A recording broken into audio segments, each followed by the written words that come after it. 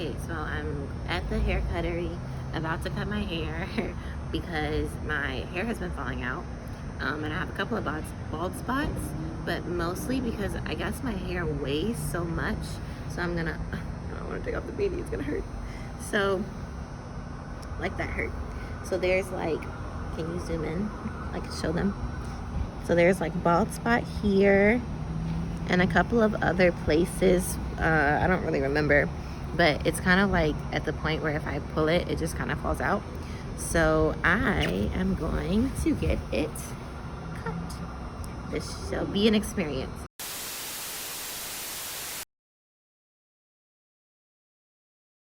So the first question is, why are you so amazing, beautiful, and strong? Thank you. And the second question is, how are you embracing being a bald baddie? Thanks. I'm going to answer those kind of, I feel like they kind of go together. So when I first started, before I started chemo, they were giving me my chemo schedule, what that would look like. And my nurse had already warned me that I was going to lose my hair. And at first I was like, we'll see. But even if I did lose my hair, I was okay with the fact that I would be bald. I was okay with that. My thinking was, it's hair, it'll grow back. I love hair, but it'll grow back. And it wasn't until I was bald. Actually, when I was bald during chemo, I didn't even mind.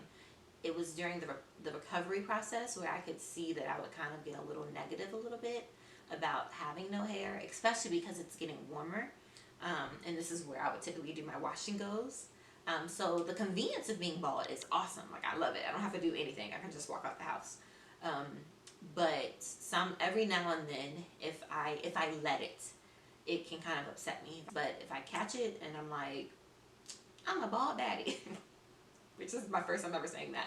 But if I say that, or if I have that mindset, then I get over it very quickly. How did your faith grow? Great topic to talk about. Basically, the whole process was just a process of faith.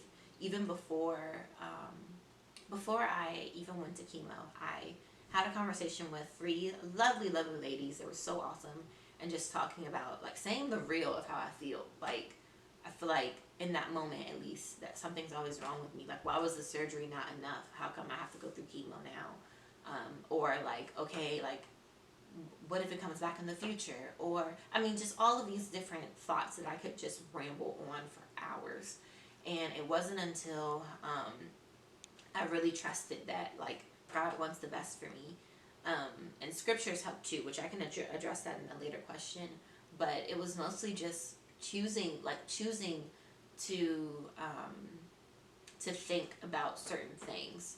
Why am I gonna keep stressing myself and getting headaches and crying all the time because I'm worried about what could happen? So I just decided to take, it was hard, but I decided to take one day, one moment at a time, heck, one question at a time. And sometimes I wouldn't even allow myself to think certain things. Worship music helped a lot.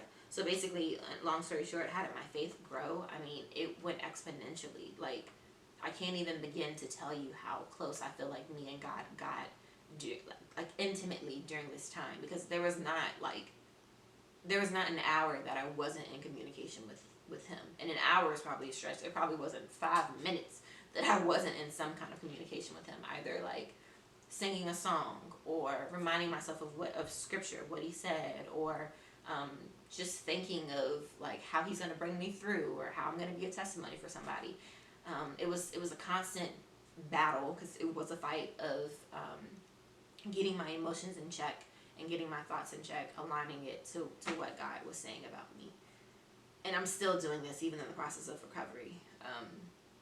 Even for like my future tests, I have to go back to UVA for some testing on Tuesday. And even with that, it's like, no, I'm choosing that he already said that I'm free of cancer, and that's what it's going to be. And so when I go back to get tested, it's going to be fine. And I'm saying it easily right now, but like I said, it is a battle. And I think that battle of you getting your thoughts in order and choosing what you're going to believe, what you're placing your belief in, I think that is really where my faith grew. Because before, I would break under my thoughts, under that stress. And now I'm actually fighting back, and I like it. Truth is my weapon, someone told me, and I've been literally thinking about that every single day. Oh, also on that pic, I posted a picture on Instagram in response to that, and it said, and if not, he is still good. And before chemo, I got to this process of even if at the worst case scenario, nothing happens, or I'm on chemo for the rest of my life, or I'm not cured from cancer, like, he is still good. And that's what I tell myself every day too, is that God is still good, even if he doesn't do anything for me. Okay, next question. What was the best means of support during this time? Support was great. I had so much support, like, even with the surgery, I had so much support from my family, including my fiance, from my friends, from my church group, from random people. I mean, I had this one, I thought I was gonna, I can go grab it, but I even have this one lady who I still do not know to this day. I don't know her name. But she said that she wanted to make bracelets for me. It says Marnika Strong. I love it, and I wear it every day, except last night I got really hot and I took it off. Like, she made that for me, and I don't know her from Adam. So the support was super, super, super great. Even the nurses were very supportive too. And yeah, like, on the Instagram post, you can see that I have a box of goodies, and people would, like, give me a box of goodies, or help financially bless me with money or gift cards, which really helped because I would have to stay at UVA for long periods of time, which I'll talk about later. But, like, I needed food, and so the money and gift cards were really great. People actually physically cooked meals for me when I was back from UVA. And where I am now, they actually made delicious meals for me that I could eat, because I had no energy to cook anything or to even drive myself. I actually didn't trust myself to drive anywhere. Just the prayer and the posts and the text and the calls and all of that was just so, so great. I'm gonna try to not cry, but like, you couldn't ask for anything better. And I'm still in the process of trying to thank you, or to thank everybody that I physically know of, who has prayed or texted or called or sent things, gifts, books, coloring books, blankets. It was great. It was definitely what I needed. And so all of the support was great. I can't pinpoint one over the other. Just the fact that I wasn't in it alone made, like, the greatest difference for me. Next question. And why are you so beautiful? Wow. Thank you so much. I think I kind of talked about that with the ball thing, but thanks. I get it from my mama. What kind of chemo did you have? Was it the kind you could go home with? I wish. I've known of some people who, like, take a pill. They can take a pill at home, or they go to the place, come back every single day. But because of the distance, I had to stay at UVA every day. I had to so I'll tell you my schedule. Monday, I would have all 3 drugs: bleomycin, etoposide, cisplatin, in that order. I would have that Monday through Friday. The next Monday, I would have bleomycin, and then the following Monday, I would have bleomycin again. And then I would basically restart that whole cycle. That was my whole cycle. So for a week, I had to stay at UVA. And on the days in which I only got bleomycin, I could come back. But I was pretty much, like, kind of messed up for the rest of the week a little bit. I really did not like the way bleomycin made me feel when I only got that one drug. I did not like it. Basically, it's like this cute little baggie. Don't let it deceive you. Cute bag, and it's like literally this big. Yeah. And that would take 10 minutes. That'd be my whole chemo time. It was, like I said earlier, it was through my IV, or through my veins. Chemo really messed up my veins, and they're just now starting to recover. You could see a lot, well, you can still see bruises, but they used to be really, really bad.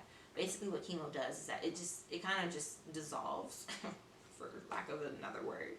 It dissolves your veins. And so one of the hardest things for me every single day was getting stuck. Typically, they have to stick me, like, it got to a point where it was minimum 3 times that they had to stick me. I ended up getting a port in my left arm, because a port was easier than getting stuck every single day with multiple needles. But then I got a blood clot, like, the next day after I got my port.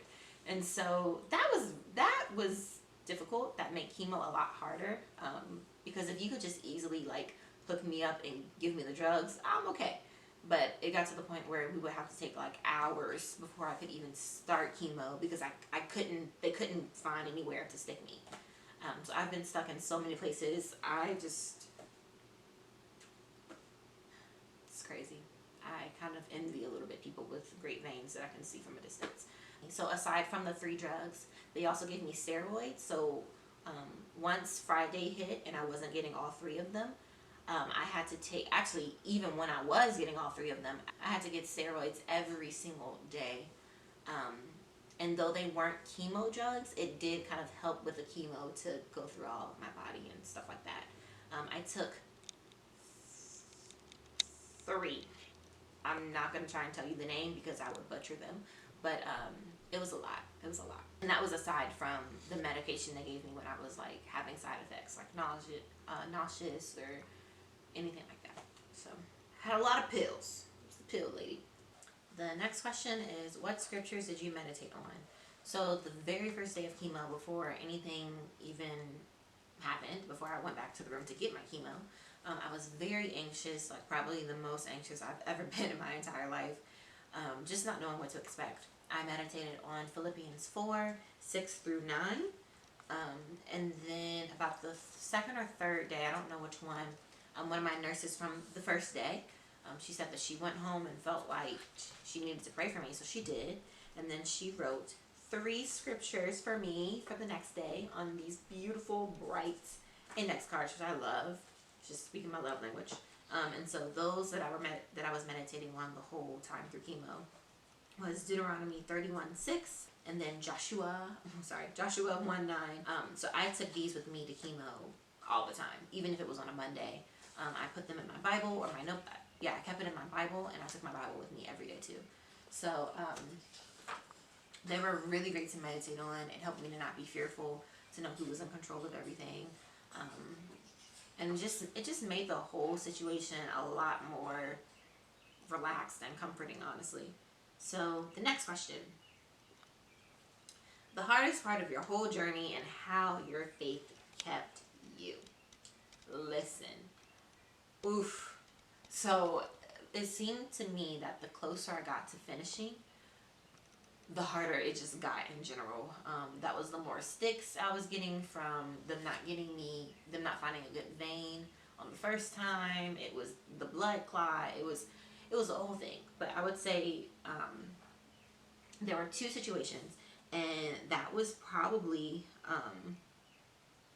when I got the blood clot and then my tumor marker. So I'll describe them. So when I got my blood clot, before I knew it was a blood clot, I knew that something wasn't right. And I remember after I got it, I went to UVA to get my blood clot implanted in me, and this was during the week that I didn't need I only got my chemo on Monday for that week. So I think I went home on Monday. Actually, I went home because my cousin had passed away. So that was already rough for me. I was going to a funeral of someone that was very close to me. And I just felt like something wasn't right in my chest. Like it just felt like something was off with my heart.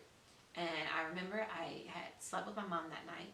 And I had told her, I was like, hey, which in hindsight I probably shouldn't have said it the way that I did. But I was like, hey, so like, can you just keep an eye on me when I sleep, because I'm afraid that I'm gonna die.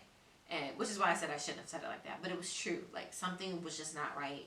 It hurt when I laid down. I never felt that pain of like me not being able to breathe before, and so I was deeply afraid that I was gonna die. Not afraid like, I mean, I know whose hand my soul is in, but still, like, it just felt like I was going to suffocate.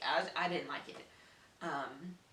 And after I scared my mom and woke up the next morning, praise God, it didn't go away. And every night, it hurt to sit a certain way. It hurt to lay down. Something just wasn't right.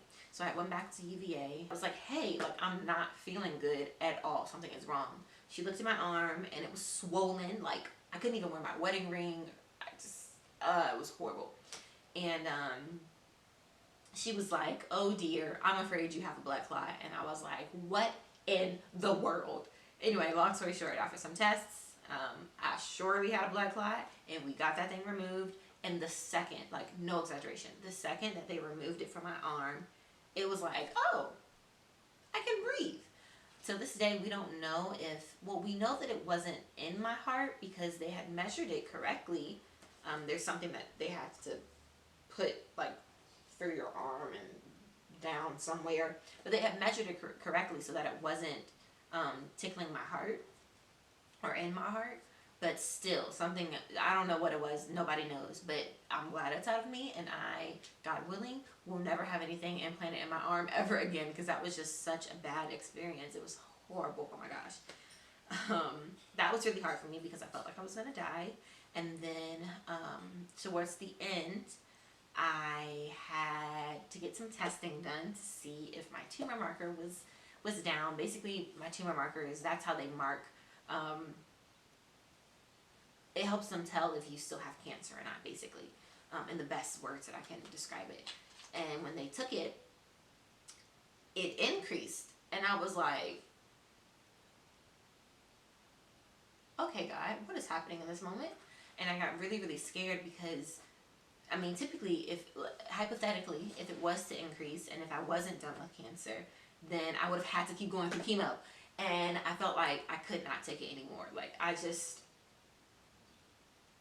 felt like I did not have another week, another day, another stick, another nut. I was going insane.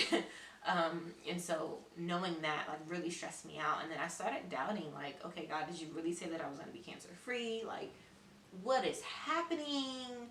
Am I going to be dealing with this for the rest of my life? What is going on? And so this is really where that battle of faith came in. Like at the ending, it was like, okay, if I hadn't had to fight for my faith now, I definitely got to do it in this moment.